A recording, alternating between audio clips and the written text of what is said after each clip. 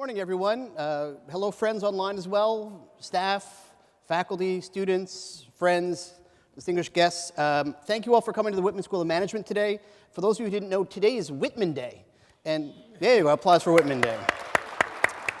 Now, what Whitman Day does is it brings together all of us as a community to reflect upon how Whitman has affected their lives and impacted it for the better, as well as to show appreciation for all that we do to improve the lives of our students and for our community.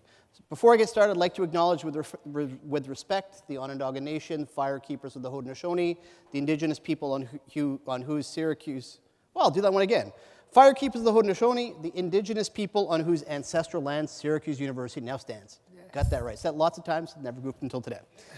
This is also the fourth speaker in our newly minted Impact Speaker Series. Those of you who haven't participated in our Impact Speaker Series before, really helps to bring in outstanding guests to share their perspectives on contemporary issues in business practice, in leadership, in entrepreneurship, and other relevant topics.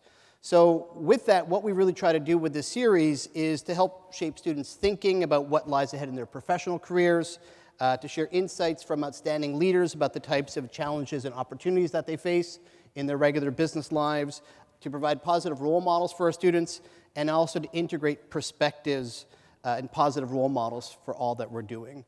So today is a great day as Whitman Day. We're delighted to have Felisha Legette-Jack here.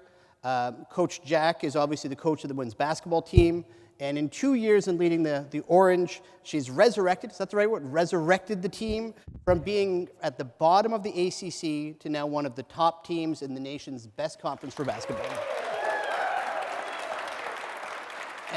And I'm not done yet. There's lots more things you're going to want to applaud for. So including some of those accomplishments in those 2 years is back-to-back 20-win seasons. 20 wins is a big milestone in basketball. So 21 seasons, made the postseason in both years.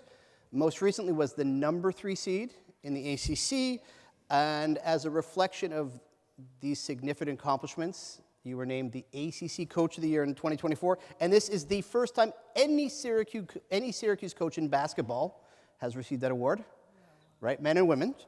Also the first woman in Syracuse athletics history to have her jersey retired. Was Big East Freshman of the Year, second team All-American honorable mention, and also when you graduated, the career leader in points and rebounds, and you led the Syracuse women's basketball team to the first ever NCAA berth. Did I forget anything big?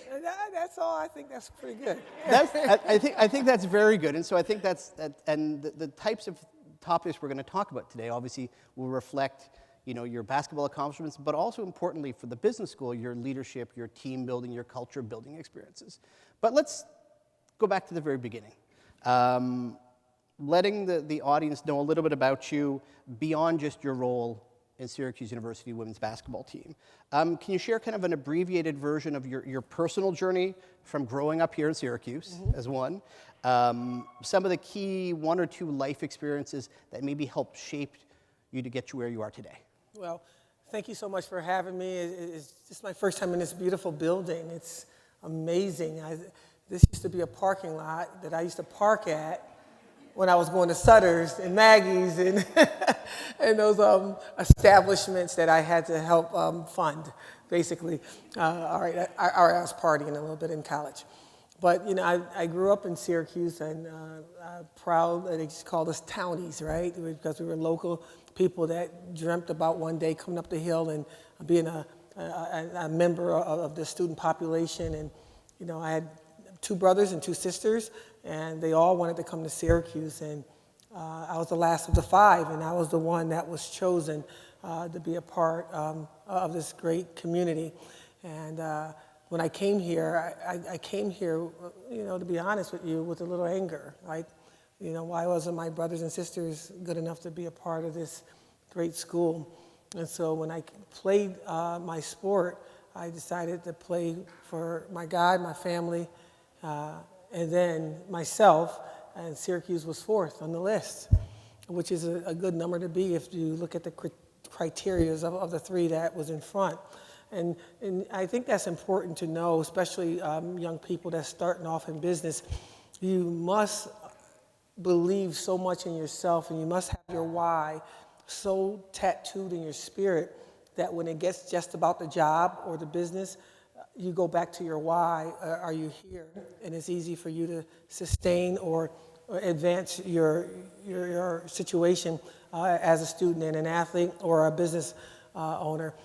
So we came here. We were told that this wasn't the school for me by my guidance counselor, and my guidance counselor thought that I would go there, and it ultimately failed because everybody didn't look like me. And I'm looking around in this room, and it's such a diverse room, and I'm so grateful I did not take her advice, because I was able to come here and not just get 1 degree, but I got 2, and became the all-time leading scorer and rebounder in the history of the program for 20 years. And all those things really doesn't matter. What mattered more to me as I went through this great university is the friendships and the fans that became friends of mine through this process of getting a great education by the #1 school, in my opinion, in the country. And I still hold those friends dear to me over the last 40 years. And I can make those calls. I was on the phone with one of my college teammates right before I came to this meeting, and we haven't missed a beat. And so I'm excited about where we are right now. We still have so much more work to do as a university now, with so much going on at pay for play, and everybody's looking at social media like, wait a minute, I forgot I wasn't happy today. Let me go to another school. All that thing like that is going on. And so how do we make Syracuse relevant? I think it's easy. We have the Block S on our chest, and the other schools don't. Great. So if we think about your roots here, how did you learn to coach? How were you inspired to develop the coaching philosophy you have now? Well, I learned to coach because I blew my knee out my senior year. I was just going to play basketball for the rest of my life. I was going to be a player that played at 55 years old. And my senior year, when I was prepared to be an All-American, I blew my knee out, and I saw the game from a coach's perspective. And I'm like, wow, that's what Coach been yelling at me for the last 3 years. This is why this person got to work with that person, and that defense got to be called at this time. And I think I can try to do something like that. And that moment when I blew my knee out is when I decided that I was going to coach basketball in 1988, 89. And I became a high school coach and for 2 years. And then I got my first job by Margot Plotsky at Boston College. She needed to hire an African-American coach. And she didn't know a lot of African-American people. And I was roommates with her former player. And she contacted me and asked me to come out and interview. And I go to Boston College. She said she had 2 of the first black players to ever play at Boston College for women's basketball on her campus. And she said, this job will be easy to get for you. All you have to do is get these young ladies to commit, and you got the job. Like, I just got to convince somebody that, to hang out with somebody like me for their career is not cool. Oh, come on. That should be easy. I'm like, I don't even know these. What's their names, And by the time I left over the weekend, those 2 young ladies committed, and I got my start of being an assistant coach at Boston College and Syracuse, and I went on from there. Mm-hmm. But I developed an idea that, no matter how great you are as a student, no matter how great you are as an athlete, something has to precede that. And I think that is character. And if you have character, I think it can create a culture that can enhance your academics and it can enhance your basketball. And so from an assistant coach on, I've always said if I ever become a head coach and lead a program, I will lead it with my CAB approach. Character first, academic second. And I think that basketball is a sport that I've known for all my life, that I think I can coach it pretty well. And so that's what we do. It's a simple equation. I am not the best coach you're ever going to see.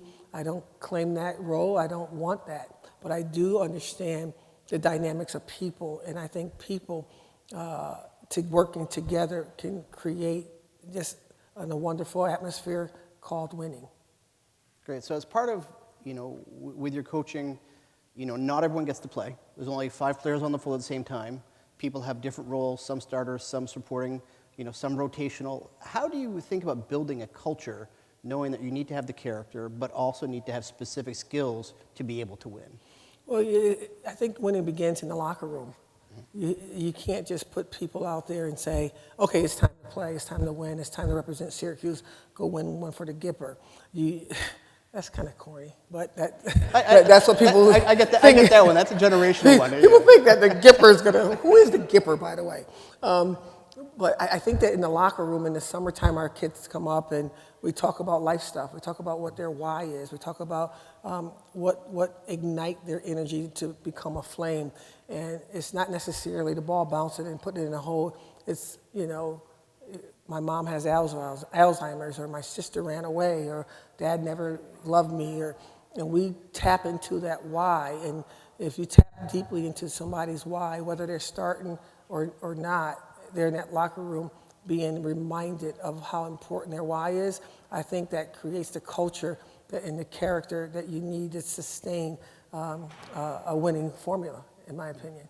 So do you work towards a collective why or more individual whys? Individually first. Okay. You have to build relationships with each one of your players. And I think that we have a fantastic football coach who's really tapped into that with so many guys. I mean, I don't know. I mean, I take a lot of time to try to build relationships with my players, and it's only up to 15. And so for me, it's a lot easier than what he does. And I think that, he's the #1 recruiter in the entire country. I'm learning from him. I'm learning from my colleagues how to continue to get better.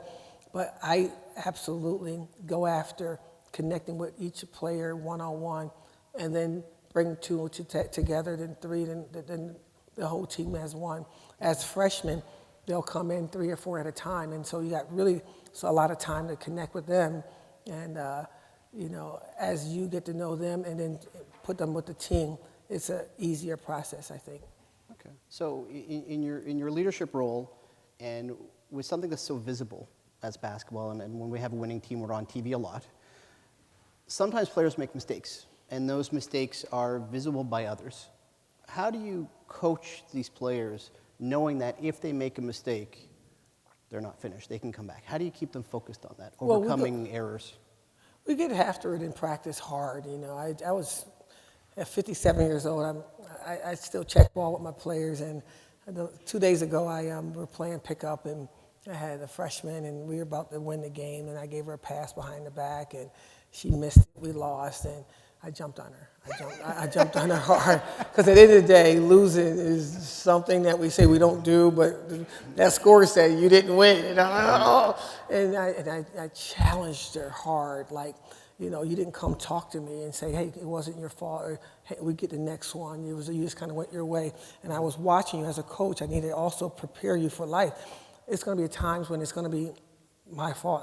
I made a bad pass. But you need to come to me, and let's engage and feel like we won, even though we didn't. We lost that moment when you went and walked away. Mm-hmm. And I really pushed her hard to the point she cried. And I told her, get on the other team. And I wanted to find out if she would tap into her why. Do you let me just tell you as a coach or a person that you're not good enough? And so she went on the other team. I was really disappointed. But then she went on another team. She scored the first 7 points of the game, and the last 8, she actually won. And I think that we're going to see a lot of this young lady, Sophia Burrows from Australia, because her intensity of purpose is not outwardly driven, it's inwardly driven. And I think that's sometimes you have to hug them up, sometimes you got to jack them up, and sometimes you got to share stories. And I try to incorporate all of that in my ability to raise these young ladies to not just be great basketball players or great students here at this amazing university, but when their brain is fully developed at 25, I need them to be phenomenal women, to go after something that's bigger than themselves. Because and I've discovered in my years of being on this earth that as good as you are as a woman, you're not counted as equally as others. And that's just the facts. And we have to be able to go beyond what people see and bring them in closer so they can understand who you are, and that make them need you, not just want you. Okay.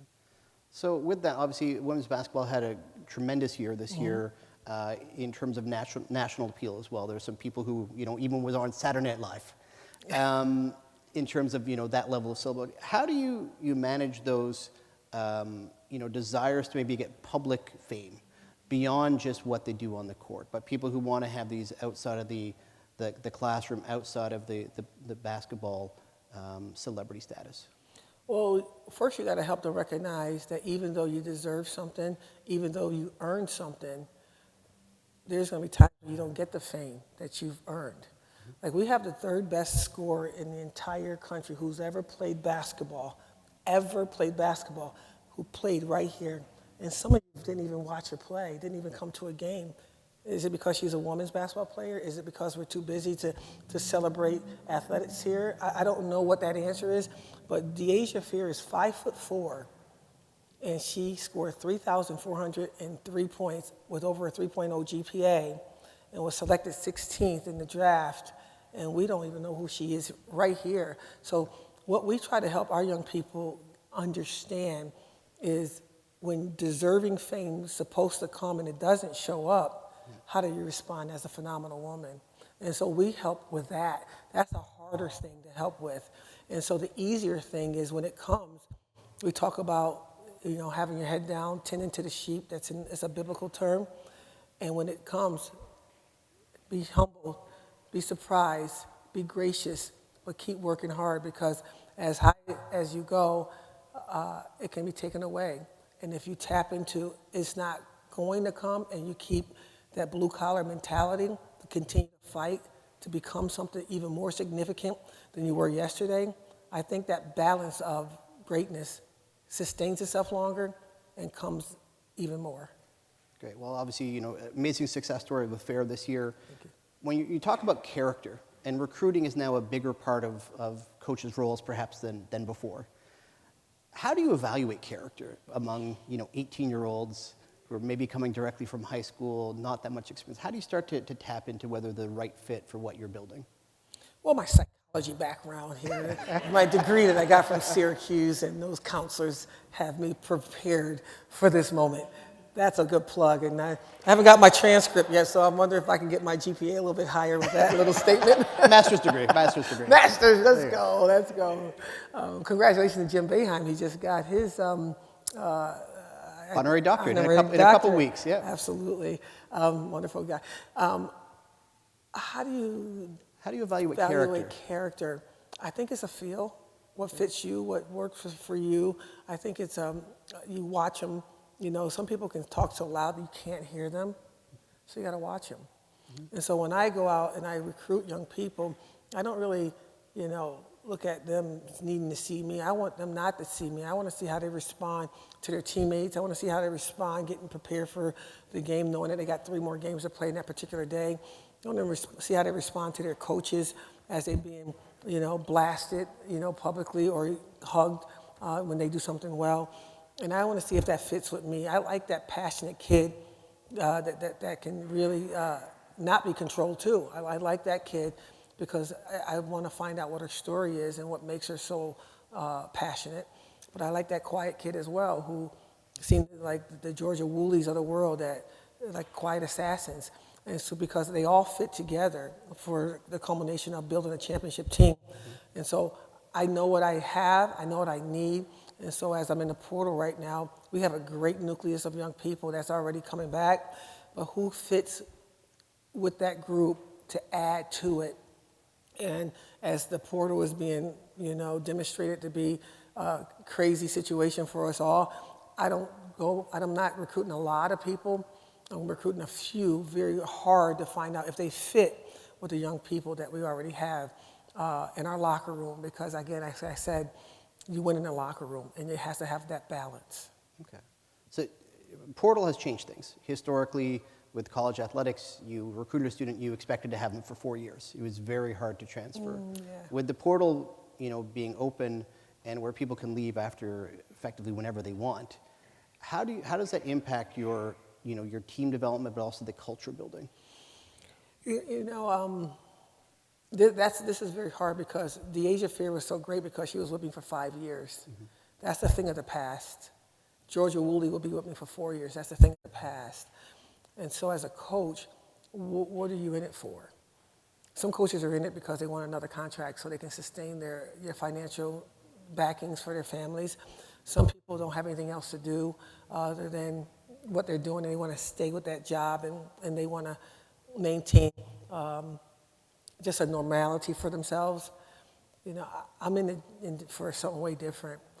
I don't know how long I'm going to have these young people with me, and so my whole objective is to share my faith, to share what helped me to become 57 in this world that's dangerous, and to help young people find their why. And now that I know they possibly have 1 year to do it, we go faster and dig deeper, because I already know in my head they're not going to be with me for the entire time. If they are, blessings. If they're not, let's get a 1 year of great education from this amazing institution. Let's overachieve in GPA-wise. Let's make that really a high normality so you can always come back, even if you go to two different schools. And if you do stay, if you do sustain all the rigmaroles of the social media, and like, you shouldn't go here, you should go here, look at how much money you can make over here. If you can sustain that, I know that you're going to be better for it. But I know that I need to help young people find their way as soon as I can, because there's a possibility they won't be with me tomorrow. Okay. This is insightful, and especially when you've had successes over the last 2 years. Sometimes people describe success as as hard to maintain than to get out of, you know, some downtimes. So knowing that you've overcome some challenges, we've had success, how do you approach learning to continue to have that success that you want, knowing there's all these other potential distractions with Portal and everything else? How do you make sure that we focus on success for the long term? Well, you got to focus on what success looks like for you. And, you know, I think winning is easy. And that's what people are like, oh, she's a winner because she won games. I think you have to help kids win by getting up in the morning. Mental health is a real issue. And to have young people say, I want to just wake up and start my day, that's winning. Mm-hmm. And I know that if they don't put the ball in the hole and win some games, I could be fired. And I've been fired before, so I'm okay with that. But it's important that I see the mirror and know my why as I ask them to see their why. And to me, success and winning is getting young people to just show up and be present. And really, now you're saying, I have a dream about becoming something and going after that every day, and really tapping into their passion towards something that's amazing for them. Mm-hmm. And a lot of professors, a lot of coaches, and a lot of business people, they want the now and the let's get this thing, it's for me and it's for me, and why you have people work with you if it's just for you? I do this because it's my give back to the people that I embrace, and I call my kids, and they're my players, and I try to help them become something different every day. And the first step is waking up and getting to the gym and getting to class and being with 32 pearly whites showing. That's a hard win. And then you go out there and compete, and you're going to compete understanding, as I support you and help you become, there's a little young person, I call her a little girl, that's never seen basketball play before.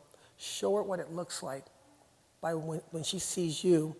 What is it going to look like to her? And now it becomes, I have this thing where as I rise, I bring. As you struggle, you reach, right? And if we can do that as a world, and I think winning could be every day. Winning could, like when I was a student athlete here, we won every single day. There was nobody transferring, because the people that led us, we knew that they cared about us waking up in the morning, getting to class, and doing those things that were small to others, but big to them. You know, we had an AD called Mr. Jake Krauthamel. I mean, he was a magician when it came to hiring people, and they sustained themselves for, I guess, 47 years. You know, and the lacrosse coach and everybody stayed because it was so important that, we had a good experience. I was having, and as an assistant coach, I was struggling, and our head lacrosse men's coach noticed me, and he gave me a plaque. He said, "How's that a plaque for your coach?"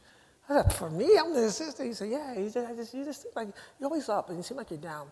And I can paraphrase it. It says, "There's something more beautiful than this, more powerful than that. It is hope. Never give up." And that's what we need to get Syracuse back to.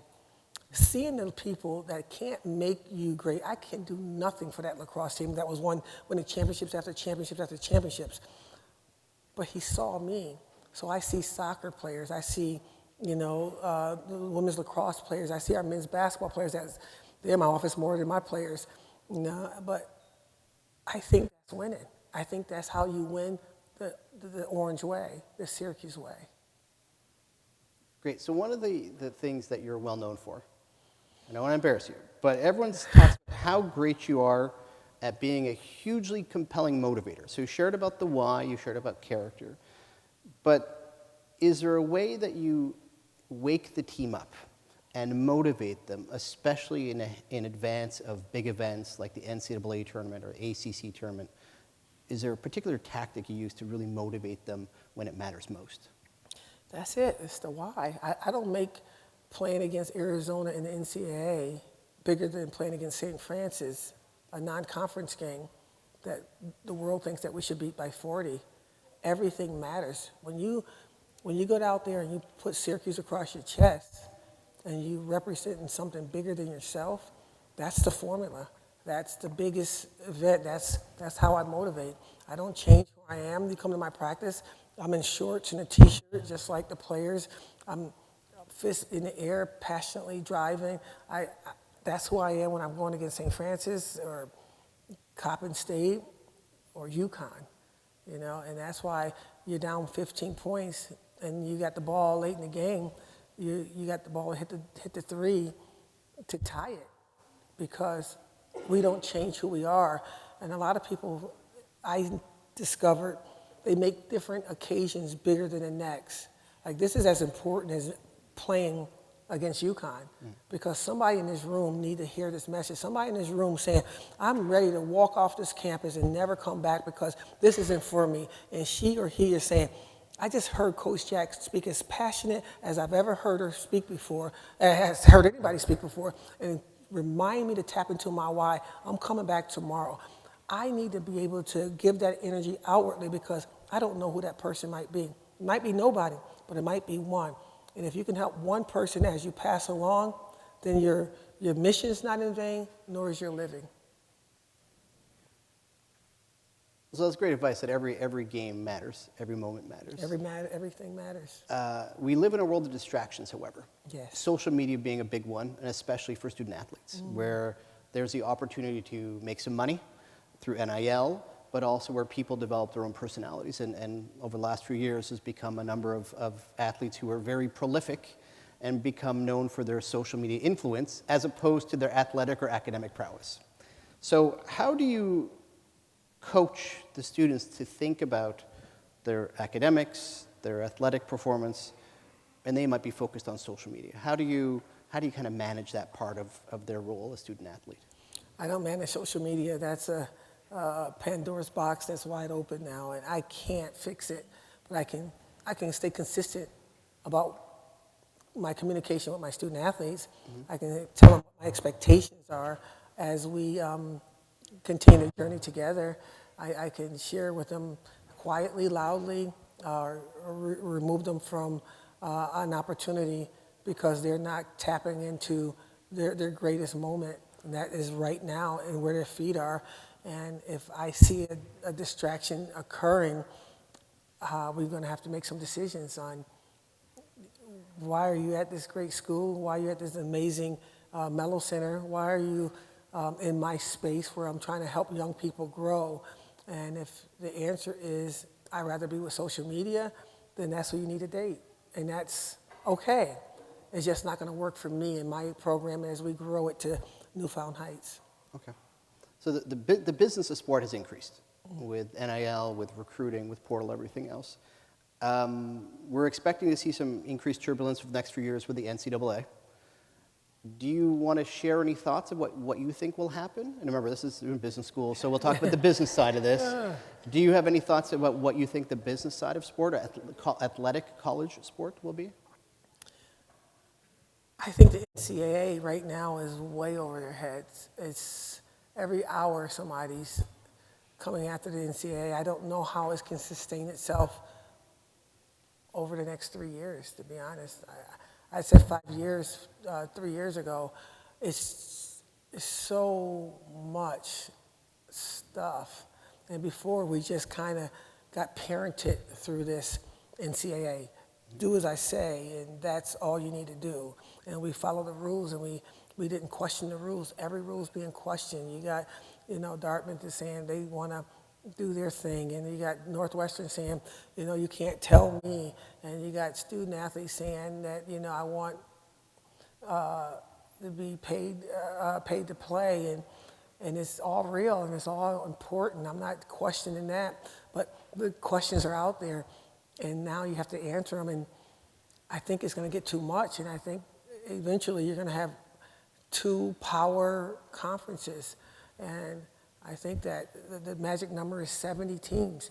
I don't know why I think that, but I think it's about 70 plus teams where you're going to have to figure out how you jockey yourself into those 2 power conferences, and they're going to run the athletics and television, and those 70 teams are going to be the teams to watch, because everything else is going to be dismantled. And I hope not. I want to be wrong. I don't like to be wrong, but I want to be wrong on this.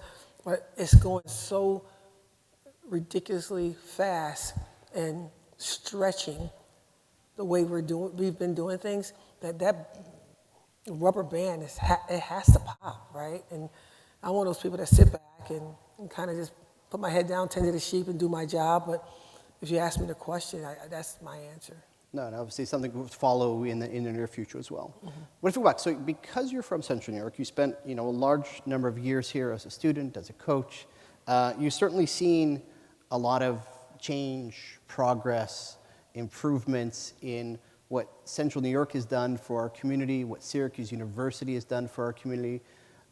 Do you have any thoughts of what's coming next for athletics, for women's basketball, Syracuse University and Central New York? I pray that this community will receive us. We can go on the biggest stage at UConn, whose fan base is, the walls are blowing out because the fan base is ridiculous. I've watched before our game started. I was there. We got to the game about an hour and 45 minutes prior. It was lines of people waiting to go into a women's basketball game. And it's just time. It's just time. I think that the 3,500 fans that come to our games, they really, really have a great time. And because we're touchable, we're approachable, and we're fun to watch. I remember when I used to stay at Sadler Hall, and we didn't have assigned seating, and so the students would have to wait outside the dome in order to get their seat, and they'd wait out for a week and sleep outside, and somebody would come sit in their space, and they would go to class and then come back into their space and for a men's basketball game. Mm-hmm. And our football team was winning bowl games after bowl games, and the athletes would come out and bring pizza to the students and thank them for their loyalty. It's not. We're missing something now. I don't know what we're missing. I was in the Big Ten, and everybody had fan base, going to Purdue's and playing at Indiana. We had about 4,000, 5,000, 6,000. One game we had 8,000 fans for our women's game. And the students would just utilize sport as an outlet from the rigmaroles of studying to have a reprieve and just go out and go to that dome and rock out that dome and go back, and these establishments out here will be lined up, packed. We call M Street, right across the street from, Varsity. we call that the beach. That, you know, we had 2 walls where you sat on. And you're like, I'm going to the, hey, I'll be out at the beach. Oh, I know you are. You know, I don't even think anybody knows that that's considered, you know, the beach and stuff. We had this camaraderie and this love and this fun. I'm hoping that it's cyclical, meaning that it's on its way back up. And now I'm here for the backup. Great. Thank you. Well, especially with all the success, keep it going. Yes, sir. I want to ask one more question, then I'll turn it over to the audience. I think they want to ask you some questions as well, if that's okay. So my last question is, knowing, you know, we're in the Whitman School of Management, place of higher ed, we have a lot of young people who are looking to get into leadership roles in the future. What advice do you have for our young people? What can they do to really make an impact, to create those connections that you're able to make? Don't forget your authenticity. Don't let someone tell you what it looks like to be somebody successful. Everyone is in leadership right now, they didn't have the formula from one person and they told them, and now they become this super stud business person. Your leadership is right now as you communicate with your friends. You want to go to the party. You don't want to go to the party and they want you to go and you say, I'm not going because I need to study. That's leadership. You see somebody struggling and you say, let's come over here. Let me help you with this. Let me dialogue with you and see if I can help you. I don't know. I'm only 18 years old, but maybe I can be a support system for you. That's leadership. You going to your professors knowing that you were an A student. They gave you an A minus and you, oh, I guess it's still an A minus. No, it's not good enough. Lead yourself to where you belong. And I think that the more you build your own foundation of what you stand for and you become that authentic person and listen to some things, you know, sometimes you're going to hear a lot of people give you advice. Take it what you think is going to fit you and bring that with you. And the people that speak negatively about you and say you're not going to become, you can do 2 things. You can ignore them or you can use that as fuel to help you become something bigger than what you even imagine. I just don't think it's a formula on how to lead. You look at me, I'm from inner city Syracuse, a little place called Brick City right down the hill. They call it Central Village. I called it Brick City. You know, I had a single mom, raised 5 kids. I was told by everybody that none of us will get the chance to come up here. I didn't listen to them. I just looked at a lady named Felisha Legette-Jack, my mom, and I saw her lead by coming to VA hospital every single day, working for 33 years, and becoming that person I admired the most. And because of her, I became. And because of her, we are doing well on the women's basketball circuit. And we're not done yet because I'm not done making her proud. So find that person that you have this admiration for, that no matter what, they can't make you better or hurt you. They're just a part of your spirit and a part of your life. Don't forget your authenticity. And leading begins right now at 17, 18 years old when you stand for something and you're that eagle and you're on your own island and it becomes something different and you become the next whatever you decide to be. Wonderful. Thank you very much for sharing those thoughts and also a little bit more about your personal background and family. Well, now I think we have a mic. Josh has a mic, so if you have a question for Coach Jack, please raise your hand and Josh will come over with a microphone.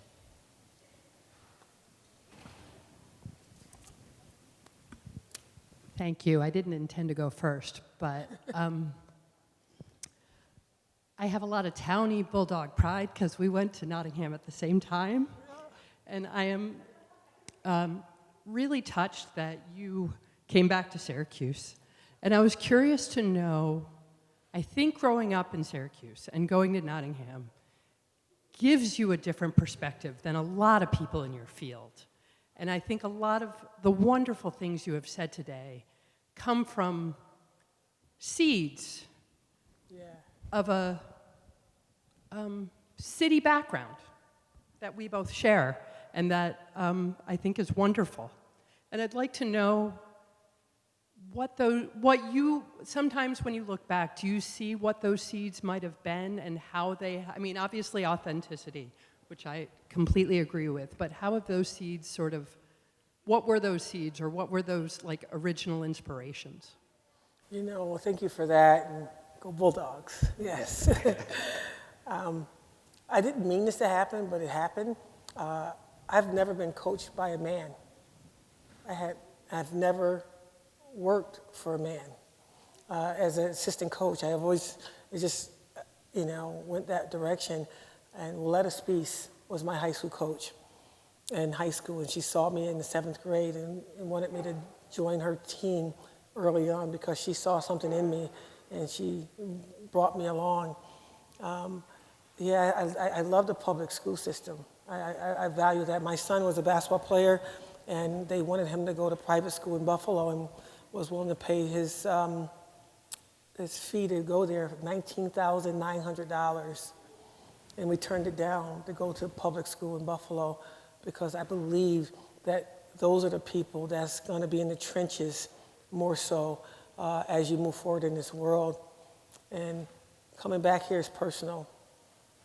I didn't have to come back. I get to come back. I get to come back into this community that poured into me. Now, we didn't have a lot, man. We didn't have a lot growing up, but we had enough to make us believe that hope was still strong. And I need to figure out how I need to get back into our community to give those people who's struggling with the word hope an opportunity to believe that if they see me coming from where I came from, they too can become. So, they actually paid me to be here, but don't tell John Wildhack I said this, but I would do this for free because it's important. It's important that you equip people with that word hope. And I think there's a lot of us, or like yourself included, has found their way here. There's so many more that we have to reach, and I'm ready to try to find a way to reach them. Thank you.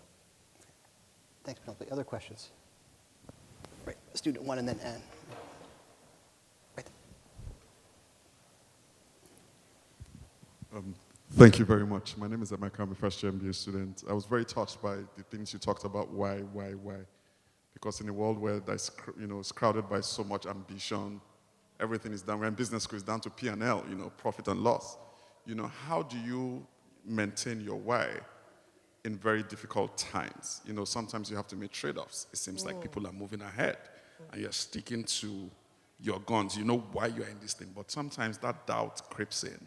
And you're sure, like, this is what I'm supposed to be doing, but it looks like, everyone else is moving and you're on your own path. What are the things you would say to someone to just keep holding on to those things that are true to their core?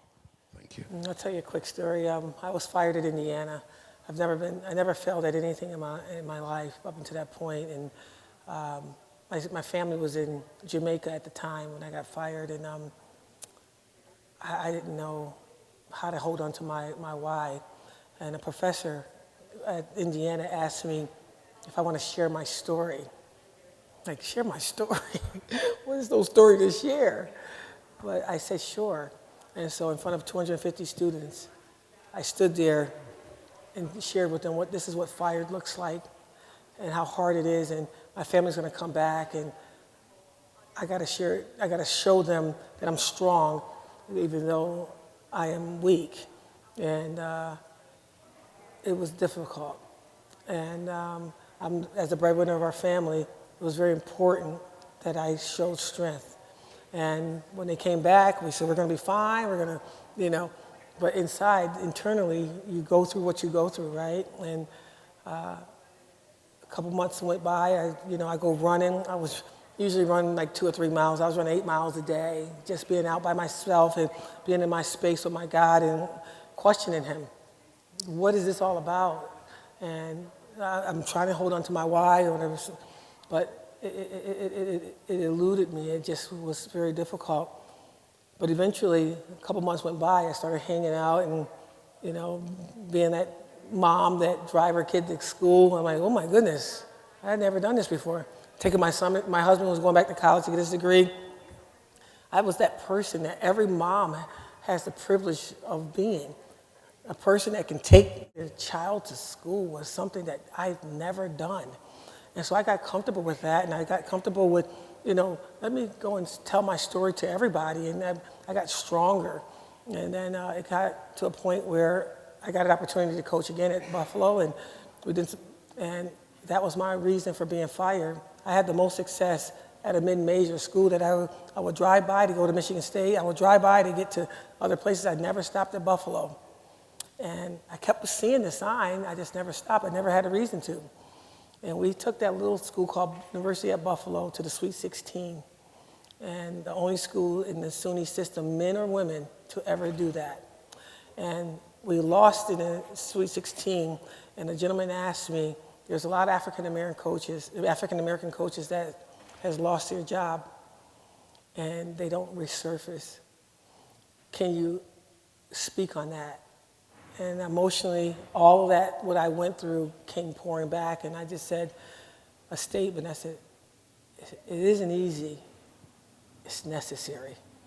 So yeah, you're gonna lose your balance with your why. You're gonna fall backwards. You don't have to fail. You don't have to fall down. But it is a human nature for you to question God, to question yourself, to wonder if your why was strong enough. But it is not your right to quit because other people have seen you. And since that speech I gave, so many coaches came to me and said, that one poignant thing you said has encouraged me to become an assistant again. I became a head coach now. I am in the Sweet 16 now. And you don't know why you do it. You just know that there's somebody watching you and needs you to become so they can have the strength to be. And so I don't have a real answer to that other than the fact that quitting isn't an option. My wife fails me sometimes, but I don't fall down, I fall back. But I lean forward with knowing that there's somebody back there that needs me to continue. Thank you. I think we have time for one more question. Ann, you? Right up front, Josh. Josh, you're getting a workout, man. This is good. Get some steps Appreciate in. you, man. Yeah. Hi, Coach. Hello. So I had the privilege of hearing you speak when you first returned back to campus about a year or so ago, and you told us the story about failing, like the feeling of failing, and how you have spun it in a different perspective. Can you talk about it's not failing, it's learning, and how that's what you instill in the women that you coach, that there's not just wins and losses, but there's wins and learnings? Yeah, I just, that example alone is, I felt like a failure. I let my family down. I didn't win enough games to sustain my opportunity to have a choice to stay or leave. And then God steps in when I go to Buffalo and gives me the best job I could ever have and have the most success I've ever had as a head coach. And that's when I made that decision. I'm never failing. I just think that you win and you learn. I've learned so much from Indiana, Hofstra, Michigan State, Boston College, the places I've been, and I brought that to Buffalo, and we became something different. I've learned so much from even Buffalo, and I brought that here to Syracuse, and we had 4 players that stayed when I got the job here, 4. And I had to find players to field the team, and we brought in 8 players. I didn't realize they were mid-major or major, but all the papers said they came from all mid-major programs. And everybody was wondering when the failing was going to come. In my mind, we're going to win the national championship, because what's the alternative to believe that you're not? A lot of people tell their brains that success doesn't belong to them, and they become what they think. And so what I just challenge my student athletes and people that hear me talk, I challenge you to believe that you can be the CEO of the company, own your own stuff, be president of the United States, who's here today, and come through this great institution and just be the best version of yourself, and that will be amazing for the world. And if you fall short, well, you want to fall on a star now? You reach for the moon, just land on a star, that's pretty darn cool. The alternative was he didn't believe it at all and never even got up to the curb, right, to step up. So that's the way my brain works. That's how I lead my team. I'm not the best coach you're ever going to see. speak or you're not, I just believe in everything I have that we were supposed to pour out great in people. We're supposed to pour out you can become. We gotta pour out you matter, you are enough, and let's go after this thing. So those 8 players plus the 4 that stayed, we won 20 games. And the following year, which was this season, we brought that same mindset with some more additions to the team, and we won 24 games. And you know, what about the 8 you lost? What about the 24 that we didn't have a chance to try to win? And so that's how I believe, and I just think that if we can just change the world a little bit by hearing me speak, I think what I would want God to do is tell everybody in this room and everybody on this earth that they are enough and they're perfectly built for the process that He has for them to become the best version of themselves. And if you can do that, you're not only winning, you're learning how to even be better. Thank you for the question. Wonderful. What a great way to celebrate Whitman Day, to hear about your journey, your philosophy, your approach, how you build a team, how you lead a team. This has just really been wonderful. So thank you so much for joining us today and sharing all these outstanding thoughts. Thank you.